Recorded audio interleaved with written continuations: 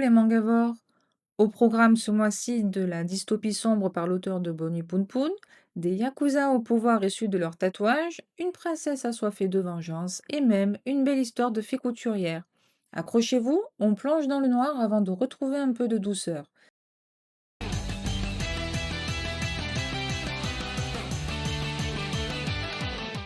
C'est le grand retour des lectures du mois.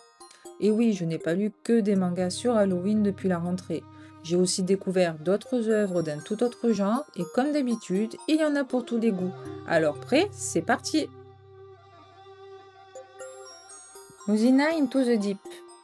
On commence avec une dystopie signée Inyo Asano, l'auteur de Bonnie Poon Poon. Au Japon, pour lutter contre le vieillissement de la population, les droits des citoyens sont strictement contrôlés. Sans carte, vous êtes exclu de la société et devenez un Musina.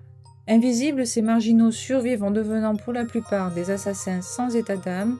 On suit Ubume, une Mujina redoutée, jusqu'à l'arrivée d'une mystérieuse nouvelle qui fait le buzz sur les réseaux sociaux. Petit détail sympa, la jaquette est réversible.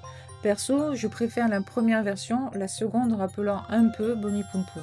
Attention, on est dans du Asano pur jus. Attendez-vous à de la dystopie sombre où sexe et violence sont au service d'une critique sociale acérée. Les dessins sont superbes et l'ambiance sombre à souhait. Ce premier tome m'a vraiment donné envie de poursuivre la série. Katagi Modoshi The Soul Cleaner. On reste dans un univers sombre, mais avec une touche de surnaturel. Ici, les Yakuza possèdent des pouvoirs liés à leurs tatouages. On les appelle les Gokudo. Depuis la mort de son père, Aizawa cherche à se venger du Gokudo responsable, jusqu'au jour où il croise le légendaire Katagi Modoshi, capable d'effacer les tatouages et donc les pouvoirs. Série terminée en 5 tomes, ce que je trouve parfait. En ce moment, je préfère les séries courtes. Les dessins sont dynamiques, l'histoire bien rythmée, avec des rebondissements efficaces et quelques scènes plus légères qui aèrent le récit. J'ai beaucoup aimé ce premier tome. Brown Crawling Princess. La princesse Evita voit sa famille massacrée et finit vendue dans une cité de prostituées. Des années plus tard devenue Priscilla, elle prépare sa vengeance. Je suis un peu partagée. D'un côté, les dessins sont magnifiques et l'héroïne très ambivalente. J'adore ce genre de personnage. Mais de l'autre, le sujet est très dur avec des scènes de violence sexuelle très explicites. Je comprends l'intention de l'auteur pour renforcer la rage de l'héroïne. Mais pour moi en ce moment, c'est un peu trop frontal. J'hésite à continuer et j'aimerais beaucoup avoir votre avis. Vous avez lu la suite? Ça vaut le coup? Dites-le moi en commentaire. Au bout du chemin, un jeune homme sort de prison après avoir tué l'homme responsable du suicide de sa sœur, mais il l'a fait devant la fille de sa victime et cette culpabilité le ronge depuis 7 ans. Un jour, il croise une jeune fille familière et les choses prennent une tournure inattendue. Prévue en 3 tomes, cette série est bouleversante, les dessins sont splendides et la douleur du personnage principal est palpable. C'est un manga dur mais très humain, plein de nuances et de rebondissements. J'ai hâte de lire la suite. Maoromi Chroniques architecturales de l'espace-temps. Changement total d'ambiance. Niwa, étudiant en architecture, découvre qu'il peut percevoir l'âme des bâtiments. Avec une mystérieuse jeune fille, il explore les vieilles maisons pour comprendre leur passé et leur dernière volonté avant démolition. Série en 4 tomes, à la fois poétique et intrigante, c'est un manga très différent, une petite pépite pour les amateurs d'ambiance calme et de récits poétiques sur le temps qui passe. Ce mélange entre architecture, mémoire et transmission est très réussi.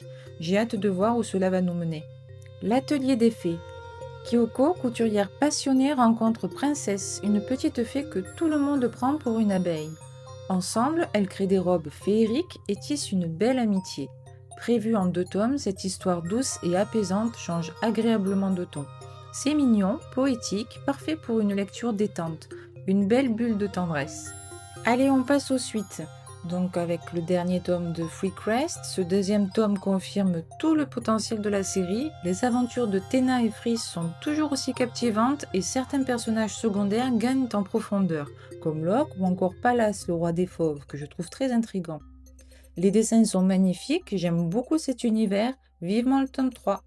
Les noces des Lucioles, tomes 4 et 5.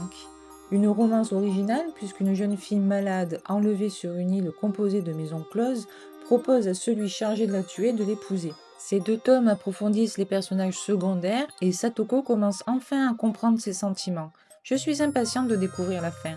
prévu pour janvier 2026. Voilà pour mes lectures du mois, en dehors des titres d'Halloween. J'ai aussi lu My Broken Mariko et Elle pour la journée de sensibilisation à la santé mentale. Je vous mets la vidéo en description.